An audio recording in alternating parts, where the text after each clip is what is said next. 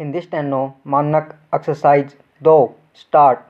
उपाध्यक्ष जी, यदि आधुनिक काल में विधानमंडलों का महत्व कुछ कम हो गया है तो उसका कारण यह है कि आधुनिक प्रशासन की समस्याएं अत्यंत जटिल है और विधानमंडल तथा विधायक इतने साधन संपन्न नहीं है कि विधान तथा नीति निर्माण की समस्याओं पर गहराई से विचार कर सके तथा प्रशासन की कारगर ढंग से निगरानी कर सके।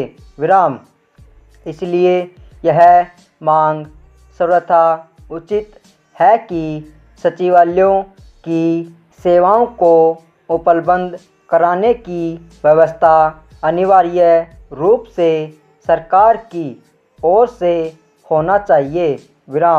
एक विधायक या संसद सदस्य से यह आशा करना कि वह अपने वेतन में से एक समर्थ व्यक्ति या विधि विशेषज्ञ का खर्चा वहन कर सके अव्यावहारिक है।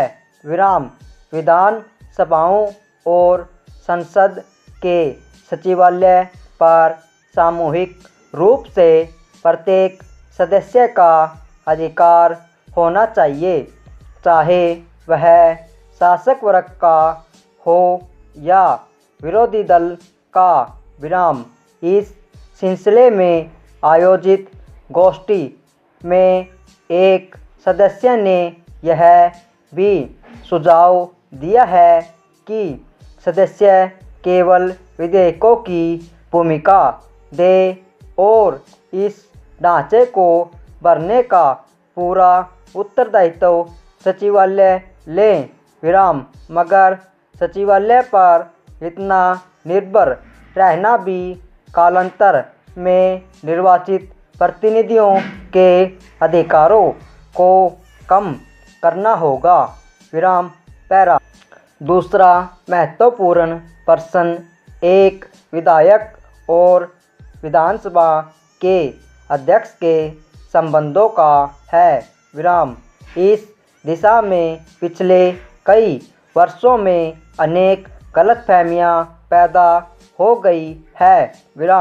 यद्यपि अध्यक्ष प्राय शासक वर्ग का ही एक सदस्य रहता है, फिर भी अध्यक्ष चुने जाने के बाद सामान्यतः उसका उत्तरदायित्व अपने दल के प्रति समाप्त होकर उस प्रतिनिधि सभा के प्रति हो जाता है जिसका नियमन करने के लिए उसे निर्वाचित किया हो।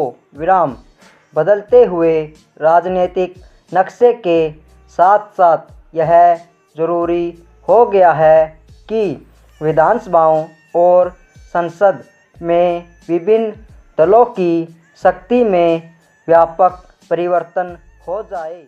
विरोधी दल अब उतने कमज़ोर नहीं रहे हैं कि उनकी अवहेलना की जा सके, मगर साथ ही उनकी संख्या इतनी ज़्यादा है और विचारधाराएं इतनी भिन्न है कि उनके लिए संसद और अनेक विधानसभाओं के बीच कोई प्रभावशाली और रचनात्मक कदम उठाने की हिम्मत नहीं है।